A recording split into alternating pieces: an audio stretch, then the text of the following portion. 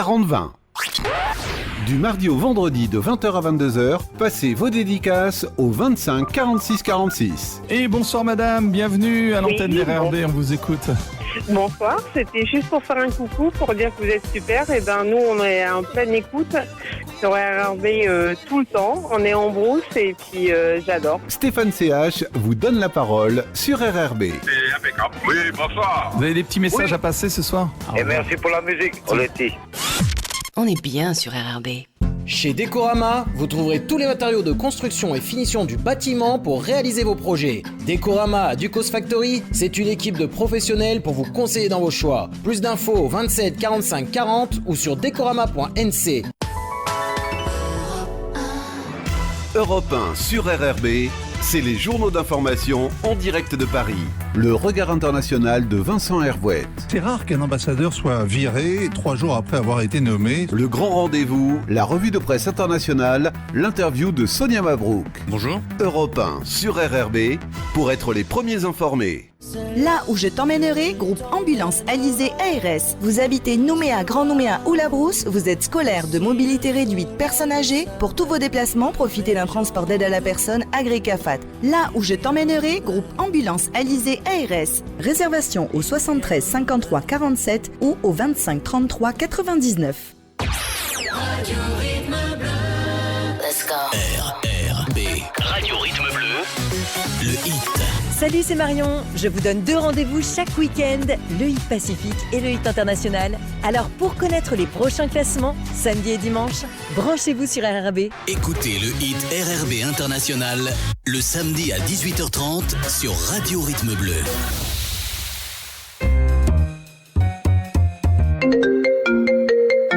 Allô, oui, tu sais où je pourrais faire changer mes pneus? Va chez Speedy. Jusqu'au 31 janvier, pour l'achat d'un pneu, tu obtiens 40% de remise sur le deuxième et peu importe la marque. Donc un conseil, va donc chez Speedy. Il est 12h02, c'est l'heure des jeudis de l'économie. On retrouve Jean-François Baudin et ses invités. Les jeudis de l'économie avec la BCI. BCI, la banque partenaire de tous les entrepreneurs calédoniens. Bonjour et bienvenue dans ces jeudis de l'économie Radio Rythme Bleu que nous consacrons cette semaine au dispositif de défiscalisation. Vous le savez, il existe 2 dispositifs. Ils ont tous les 2 été prolongés jusqu'au 31 décembre 2029 en ce qui concerne la défiscalisation nationale et jusqu'au 31 décembre 2030 pour la défiscalisation locale. Mais il faut revenir sur des nouveautés ou des questions qui se posent sur ces dispositifs et nous allons le faire avec nos 2 invités. Arnaud Buffin, le directeur général d'I2F, cabinet spécialisé dans la défiscalisation, et Xavier Benoît, le président de la FINC. Bonjour à tous les 2. Bonjour. Bonjour. Et merci d'avoir accepté notre invitation. On va peut-être rappeler d'abord, avant de rentrer peut-être dans les nouveautés de ces dispositifs de défiscalisation, Xavier Benoît, l'intérêt évidemment pour les entreprises calédoniennes, pour les porteurs de projets de ces dispositifs, même si aujourd'hui il y a certaines contestations ou certains aménagements qui doivent être faits, on peut dire qu'ils ont atteint leurs objectifs depuis qu'ils existent.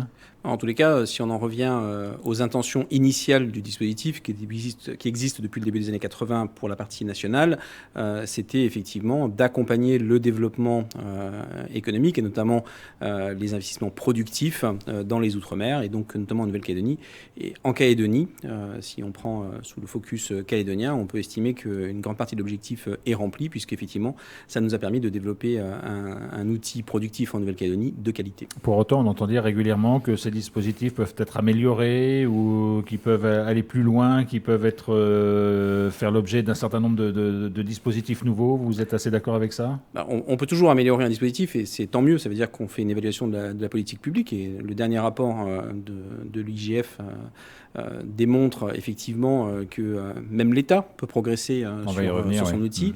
Et donc oui, on peut sûrement améliorer, mais à nouveau, comme nous l'avons toujours dit au niveau de la Fédération des industries, l'objectif c'est de ne pas casser un outil pour essayer d'améliorer, mais c'est bien d'améliorer l'efficacité d'un outil. Alors Arnaud Buffin, je l'ai dit au début de cette émission, ces dispositifs ont été prolongés, notamment en ce qui concerne la défiscalisation nationale jusqu'en fin 2029, ce qui est quand même une bonne nouvelle.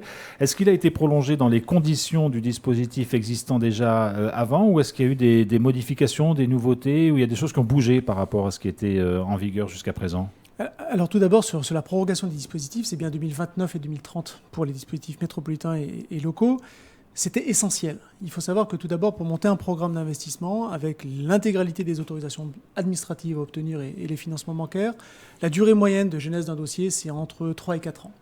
Donc on voit bien qu'on va arriver très rapidement, malgré la prorogation qui a été réalisée il y a 2 ans maintenant, on va arriver, en courant 2025, à recommencer à se poser la question d'une prorogation complémentaire du dispositif, puisque certains gros programmes d'investissement structurants au niveau du dispositif métropolitain vont arriver après 2029. Après, ils ont été modifiés en l'état, notamment pour la métropole.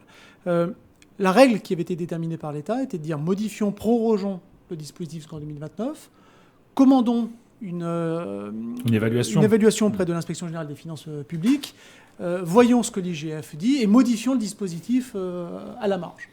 Donc le rapport est sorti au mois de juillet 2023, après qu'une commission soit venue sur le territoire.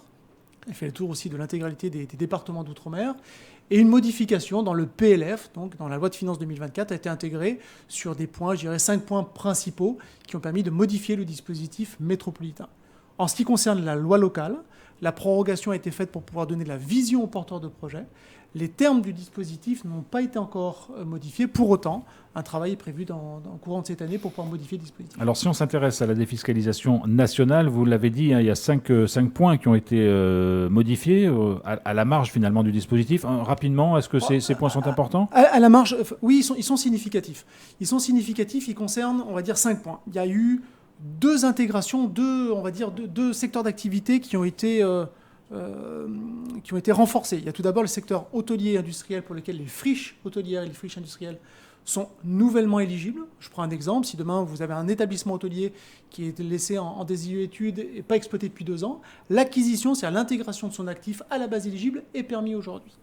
Le deuxième élément, et qui n'est pas des moindres pour la Nouvelle-Calédonie, c'est l'intégration du secteur des photovoltaïques, donc des fermes solaires, principalement en toiture au vu du calibrage du texte, sont éligibles avec 2 critères. Le premier, c'est supérieur à 250 000 euros, c'est-à-dire tout programme d'investissement supérieur à 29,8 millions, d'accord ? Et deuxièmement, le législateur a voulu faire en sorte que ces programmes d'investissement ne soient pas destinés à produire de l'énergie pour réinjecter sur le réseau, mais pour une autoconsommation qui devra être à minima de 80%. Ça, ce sont les 2 secteurs d'activité confortés. Les 3 qui ont été réduits, premièrement, les meublés de tourisme, mais je vais passer très très vite dessus puisqu'il n'y a pas beaucoup d'intérêt pour la Nouvelle-Calédonie. Le deuxième concerne les fameuses questions relatives au pick-up. Le législateur a légiféré, a spécifié 4 secteurs d'activité prioritaires qui pourraient conserver l'éligibilité de ces véhicules si une activité est nécessaire, strictement nécessaire l'activité. Ce sont les activités aquacoles, agricoles, sylvicoles et minières. Et les activités relatives à la location de véhicules de tourisme pour lesquelles l'État a réglementé ceci en émettant certains critères. Normalement, on ne devra pas émettre plus de 117 grammes de CO2 par kilomètre parcouru ou alors une base éligible plafonnée à 30 000 euros. Xavier Benoît ? C'est effectivement, au-delà du fond sur les modifications qui ont été apportées, nous on a marqué quand même notre déception sur la forme. Effectivement, il y a eu cette mission de l'Inspection générale des finances et qui est venue évaluer le dispositif et qui a sorti un rapport dont on pourrait donner quelques éléments. Ce qui a été très décevant, c'est que à ce moment-là, que ce soit les services de Bercy ou du ministère de l'Outre-mer, ils nous ont annoncé qu'on discuterait ensemble sur les conclusions de ce rapport avant de faire des modifications. Et finalement, il y a des amendements au projet de loi de finances métropolitain qui ont été proposés en urgence et qui impactent quand même le dispositif, notamment certains secteurs, et je pense au chauffe-eau solaire, même si tout peut s'expliquer, on peut entendre beaucoup de choses, mais dommage qu'il n'y ait pas eu plus de concertation, et on est quand même inquiet sur le projet de loi de finances 2025, et donc les modifications qui pourraient être apportées en 2025, puisqu'on nous avait annoncé que les discussions et les échanges débuteraient rapidement, et pour l'instant ils n'ont pas débuté, et donc effectivement on appelle de nos voeux que les échanges aient lieu avant qu'on modifie encore le dispositif, puisque finalement il est essentiel au développement de l'investissement productif en Nouvelle-Calédonie et d'autres secteurs, mais le rapport de l'IGF rappelle que ça reste quand même sur des sommes limité par rapport à la totalité de la dépense de l'État pour les Outre-mer. Alors j'en viens à certaines des nouveautés, et notamment celles que vous avez exposées, Arnaud Buffin, concernant les panneaux photovoltaïques, parce que finalement, à qui ça s'adresse cette demande de défiscalisation? Parce que vous avez dit que c'était pour un investissement d'un peu plus de 29 millions. On imagine que ce n'est pas un particulier qui va mettre 29 millions de panneaux solaires sur son toit pour une autoconsommation de 80%. Alors finalement, qui peut être intéressé par ce créneau? Alors tout d'abord, pour rebondir sur les propos précédents, les chauffe-eau solaires sont exclus du dispositif comme tout investissement utilisé par les particuliers ou les syndicats de copropriété. L'administration fiscale était très claire là-dessus. Elle veut réserver l'aide fiscale principalement à des entreprises ou à des sociétés à l'IS. Pour revenir aux panneaux photovoltaïques, ça s'adresse principalement au secteur d'activité d'ores et déjà éligible, c'est-à-dire l'hôtellerie, l'industrie, l'aquaculture, tous les secteurs d'activité éligibles, mais qui limite ceci à un montant d'investissement significatif, puisque grosso modo 250 000 €, 29,8 millions, c'est grosso modo environ entre 1300 et 1500 mètres carrés. Si on part en toiture, ça veut déjà dire une toiture significative. Et c'est, pour les spécialistes, environ 250 à 270 kW/crête. Donc c'est significatif. Par ailleurs, c'est soumis à l'agrément, c'est-à-dire qu'il faudra déposer un dossier auprès des services de Bercy, répondre à l'intégralité des questions de Bercy, c'est-à-dire que c'est d'ores et déjà une instruction de l'ordre de 8 à 12 mois pour pouvoir obtenir le bénéfice de cette aide fiscale. Xavier Benoît, c'est des dispositifs qui peuvent intéresser les industriels ou certaines industries? C'est un sujet dont on s'est compliqué pour le gouvernement français, parce que c'était quelque chose qui était éligible il y a quelques années, qui a été retiré de l'éligibilité parce qu'il y avait eu sûrement des abus. Et donc on sent qu'aujourd'hui, le gouvernement français il revient à petits pas. Et donc pour ça qu'il met des seuils aussi comme ça, parce qu'aujourd'hui, il y a une petite incohérence quand même entre la volonté de l'État que ces dispositifs de défiscalisation bénéficient avant tout aux petites entreprises. Et là, on sait très bien que ce sont des projets qui ne sont pas du tout accessibles à des petites entreprises, qui sont accessibles à de très grosses structures. Et je ne pense pas qu'il y ait énormément de projets aujourd'hui de panneaux photovoltaïques de cette dimension dans des industries calédoniennes pour demain. Il y a quand même un cas particulier qui fait que si demain, un programme d'investissement, un porteur de projet, monter une usine sur lequel le poste relatif exclusivement aux panneaux photovoltaïques était inférieur à 29,8 millions, la notion même de programme d'investissement permettrait l'éligibilité des panneaux photovoltaïques s'ils s'intègrent dans un programme d'investissement global. C'est le seul cas qui est permis pour pouvoir déroger à ce fameux plancher. D'une manière générale, est-ce que vous voyez passer, alors vous, évidemment, au cabinet I2F, un certain nombre de demandes aujourd'hui de défiscalisation? Alors sur ce point-là ou sur d'autres, est-ce que les entreprises calédoniennes s'adaptent finalement à ce qui est proposé dans le cadre de la défiscalisation? Je dirais que cette question, elle est d'actualité. Elle est d'autant plus d'actualité que les programmes d'investissement se fondent principalement sur une notion de confiance et de visibilité à long terme. Les discussions qui tournent autour de la problématique institutionnelle de la Nouvelle-Calédonie impactent clairement et directement les porteurs de projets qui n'osent plus investir, n'osent plus se projeter. Je vais juste vous donner un exemple. Pour pouvoir ne serait-ce que solliciter l'aide fiscale locale ou métropolitaine, il faut d'ores et déjà engager entre 7 et 10% du montant global de l'opération en étude de faisabilité. Ça veut dire que si vous faites un programme d'investissement d'1 milliard, c'est tout de suite entre 50 et 70 millions d'investissements en études sans que vous ayez pu solliciter la moindre aide. Et sans garantie, évidemment. Et sans aucune garantie de l'État ou de la Nouvelle-Calédonie. Donc, si vous n'avez pas les voyants au vert qui vous donnent la confiance nécessaire de vous lancer dans un programme d'investissement, vous ne commencez même pas à écrire la première page. Xavier Benoît? Oui, en complément de ce que disait tout à l'heure Arnaud Buffin, en plus, il ne faut pas voir la défiscalisation sous le seul angle de mon dossier de défiscalisation. C'est-à-dire que c'est un projet global, il faut que je trouve les financements. On connaît aujourd'hui les difficultés d'accès au financement bancaire en Nouvelle-Calédonie et du coût du crédit en Nouvelle-Calédonie. Il faut que j'ai un permis de construire. Et aujourd'hui, ça reste compliqué, notamment sur les délais d'obtention d'un permis de construire. Et puis, il faut que j'ai de la visibilité.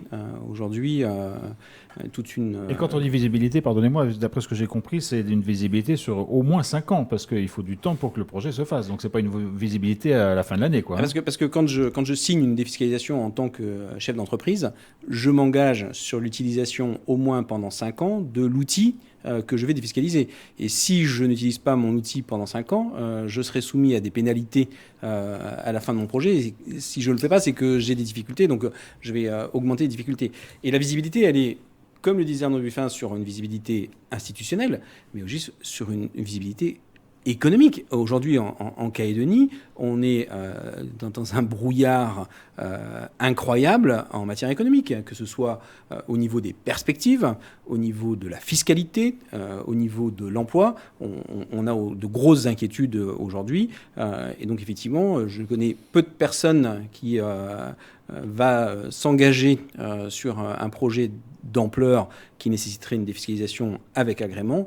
Et donc, effectivement, c'est un point de vigilance qu'on doit avoir aujourd'hui en Nouvelle-Calédonie. Alors, on a évoqué les nouveautés, en tout cas les aménagements qui ont été faits sur ces dispositifs métropolitains. Un mot, Arnaud Buffin, sur le périmètre, c'est-à-dire que est-ce que l'État prévoit une enveloppe globale et finalement, il y a une sorte de seuil auquel qu'on ne pourra pas dépasser, ou est-ce que c'est vraiment projet par projet que les choses sont définies et que finalement, il peut y avoir autant de projets éligibles que l'on veut? Alors, il n'y a jamais eu d'enveloppe déterminée par l'État français pour une raison simple, c'est qu'il n'y a pas d'inscription budgétaire puisque c'est une moins-value, je ne vais pas entrer dans les détails, sur de l'impôt perçu par la métropole.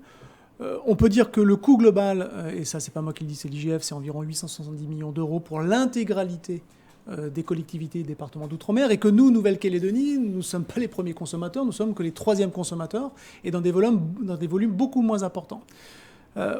Pour revenir sur l'instruction, l'instruction elle est individuelle, elle est personnalisée au programme d'investissement et l'agrément n'est délivré que quand l'intégralité des facteurs de succès sont réunis, c'est-à-dire les autorisations administratives, les financements bancaires et la certitude pour l'État français que ça va bien fonctionner pendant 5 à 7 ans.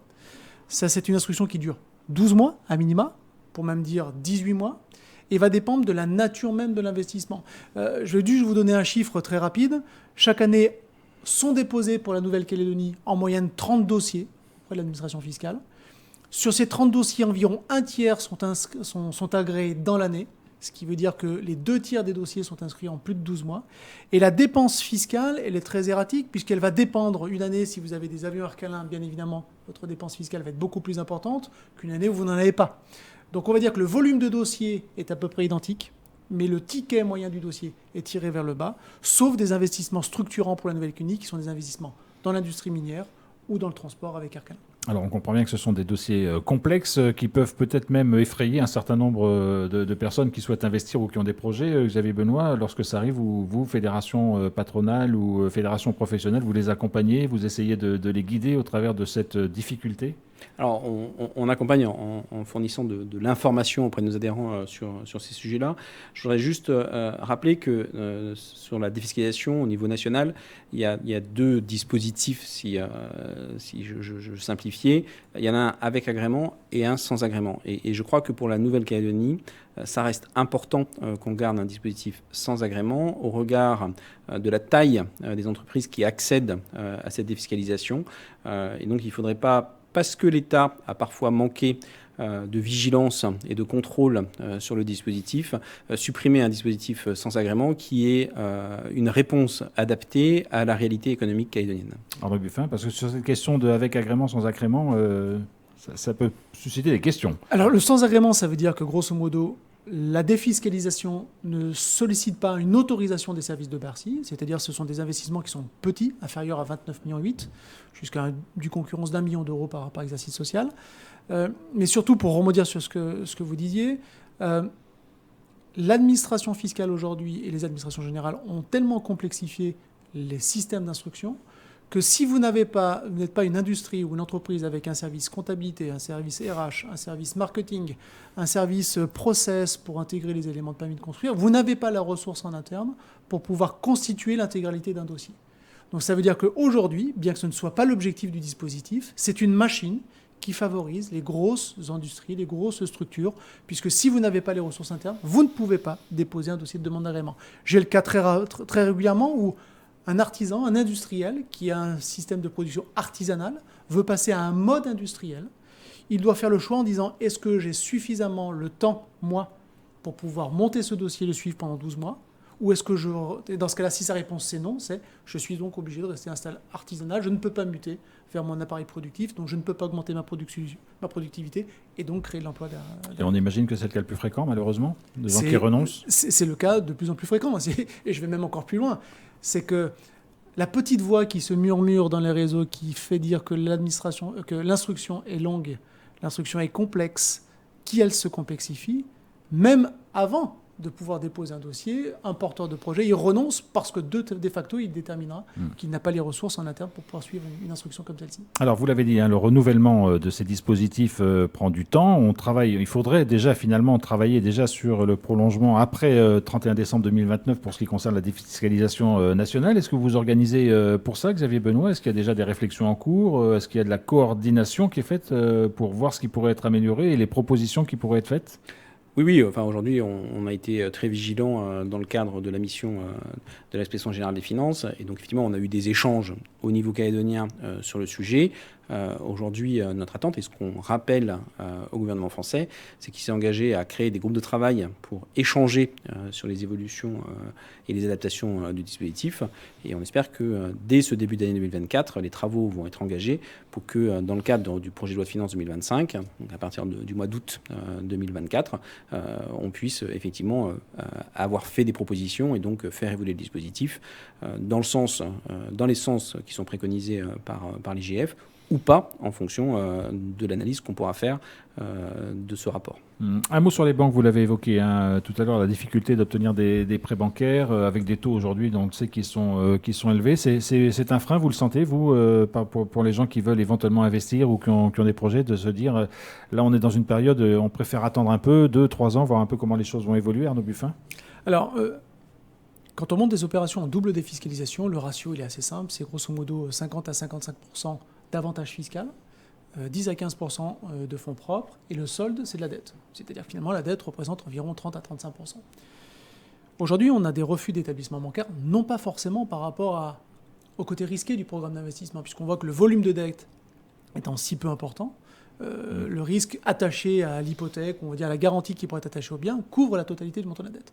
Le risque, il est plutôt conjoncturel et pays. C'est-à-dire que demain, vous voulez monter un établissement hôtelier, quand bien même vous avez 35% de dette, les établissements bancaires nous disent « Ok, très bien, mais cet établissement hôtelier va ouvrir pour quel développement? C'est quoi la stratégie hôtelière de la Nouvelle-Calédonie à 5 ans, à 10 ans? Quel trend suit-on ?» Donc on va dire que les établissements bancaires ont des problèmes de ressources, on le sait tous, mais ils se posent également les problématiques ou les questions relatives à la stratégie pays par rapport à certains secteurs d'activité. Alors on a évoqué essentiellement jusqu'à présent le dispositif de défiscalisation nationale et ses évolutions. Est-ce qu'il y a aussi des évolutions sur le dispositif de défiscalisation locale qui lui a été prolongé jusqu'au 31 décembre 2030 ? C'est le souhait du gouvernement, on y réfléchit. L'administration fiscale, je crois, doit réfléchir sur ce point-là. Nous avons fait des premiers rendez-vous pour pouvoir donner des orientations globales. Je pense que des groupes de travail vont se mettre en place assez rapidement en 2024 avec l'intégralité des acteurs pour pouvoir organiser, faire vivre le dispositif. Votre première question était de dire est-ce que les évolutions du dispositif sont normales? Oui, bien évidemment, tout dispositif doit évoluer en fonction des priorités en termes de secteur d'activité, en fonction également des finances. Donc je pense que très rapidement, avec l'intégralité des acteurs, le gouvernement va organiser différents groupes de travail pour pouvoir faire évoluer, modifier ce texte, tout en essayant de respecter un critère, c'est l'attractivité du territoire. C'est-à-dire faisons en sorte d'avoir un mécanisme de défiscalisation qui nous permet de pouvoir être attractif et d'attirer des compétences, des financements de l'étranger pour pouvoir créer une nouvelle valeur ajoutée ou une nouvelle ressource en Nouvelle-Calédonie. Alors, mais quand même, parce que si j'ai bien compris, ces dispositifs créent pour les collectivités une sorte de manque à gagner fiscal. Aujourd'hui, on sait bien qu'il y a plutôt une recherche d'une fiscalité qui rapporte plutôt qu'amputer la fiscalité. Alors, Xavier Benoît, est-ce que c'est une équation qui peut être résolue? Ma réponse à cette remarque, et c'est non, non et non. Aujourd'hui, il faut qu'on comprenne en Nouvelle-Calédonie que l'amélioration de nos recettes fiscales, ça sera lié au développement économique. Or, l'intérêt du dispositif de défiscalisation nationale et locale, c'est justement d'accompagner du développement économique. Donc, ce que je ne vais pas gagner tout de suite au niveau recettes fiscales, je vais le gagner plus tard quand j'aurai développé une activité économique. Donc, il ne faut surtout pas le voir en tant uniquement que perte de rendement fiscal. Il faut voir comment est-ce que je vais améliorer mon rendement fiscal demain, et pas que le rendement fiscal sur de l'impôt sur les sociétés. Ça, c'est que derrière, je vais créer de l'emploi, je vais augmenter mes charges sociales, je vais développer mes taxes foncières. Donc voilà, c'est vraiment comme ça qu'il faut le voir. Et en Calédonie, il va falloir qu'on comprenne notamment dans le contexte dans lequel on est aujourd'hui, qu'il faut impérativement qu'on développe un plan de relance, que justement la modification du dispositif de défiscalisation locale peut être un outil pour ce plan de relance. Il ne faut pas qu'on attende qu'on ait équilibré nos finances publiques pour faire un plan de relance, parce qu'on n'y arrivera jamais. Arnaud Buffin. Oui, j'irai même encore plus loin. Moi, je suis intimement persuadé, et les calculs que nous faisons sur des notions de payback que nous transmettons à l'administration fiscale, fait qu'aujourd'hui, un franc investi par la collectivité dans des opérations de défiscalisation génère très rapidement plus d'un franc. Quand vous prenez l'intégralité des taxes à l'importation, la TGC, l'activité induite par la construction d'un actif immobilier, très rapidement, la collectivité de Nouvelle-Calédonie rentre dans ses fonds. Après, pour rebondir sur le plan de relance, oui, il y a un plan de relance à déterminer par filière avec des montants déterminés, mais également dans les process. Aujourd'hui, il faut accélérer les process. Pour une raison simple, si demain nous sortons de ce tunnel dans lequel nous nous trouvons, si on conserve les process actuels, le plan de relance ne sera visible sur l'état des finances de Nouvelle-Calédonie que dans 3 ans, 4 ans. Il faut absolument qu'il y ait un plan Marshall aujourd'hui qui soit mis en place, aussi bien au niveau des finances par secteur d'activité, de budget alloué, et également au niveau des process administratifs, de telle manière de pouvoir faciliter. Et ça nécessite également de donner des moyens à l'administration, notamment pour pouvoir instruire les dossiers. C'est-à-dire, je vais vous donner juste un exemple. Aujourd'hui, à la DSF, il y a une personne qui procède à l'instruction de l'intégralité des dossiers, et cette personne, malgré toute la bonne volonté qu'elle peut avoir, ne peut pas tout faire. Donc on pourrait au moins doubler ce volume. Alors, sans foncièrement tomber dans le piège, bien évidemment, de multiplier la fonction publique. Mais il est clair qu'à un moment ou à un autre, quand on veut faire du développement économique, il faut pouvoir mettre les moyens en face du développement économique qu'on en souhaite. Xavier Benoît. Et l'idée, c'est pas de dire avec la défisc que ça va être open bar demain pour les entrepreneurs. C'est pas ça le sujet. On comprend très bien, et justement, c'est sain de se dire qu'on va réformer le dispositif pour le recentrer sur des activités, des filières qu'on veut développer, sur une nature d'investissement que l'on veut faire, sur une transition énergétique, sur une décarbonation de notre économie. C'est très sain de le faire, et il faut qu'on le fasse. Mais par contre, il ne faut pas jeter le bébé avec l'eau du bain. Et aujourd'hui, c'est un outil de relance, et il faut qu'on sorte ce plan de relance rapidement, qui inclut une adaptation de la défiscalisation locale en Nouvelle-Calédonie. Merci beaucoup à tous les deux d'être venus dans ces jeudis de l'économie Radio Rythme Bleu pour faire un point sur ce dossier compliqué et à fois et aussi technique de la défiscalisation, mais qui intéresse, on le sait, de nombreux entrepreneurs, voire des investisseurs qui guettent évidemment ce qui se passe sur ce sujet-là. Merci à tous les deux d'être venus porter vos lumières sur ce sujet. L'émission sera évidemment disponible en réécoute pour ceux qui le souhaitent dans quelques instants sur notre site internet. Je vous souhaite une belle après-midi. C'était les jeudis de l'économie avec la BCI. C'est vous les nerfs.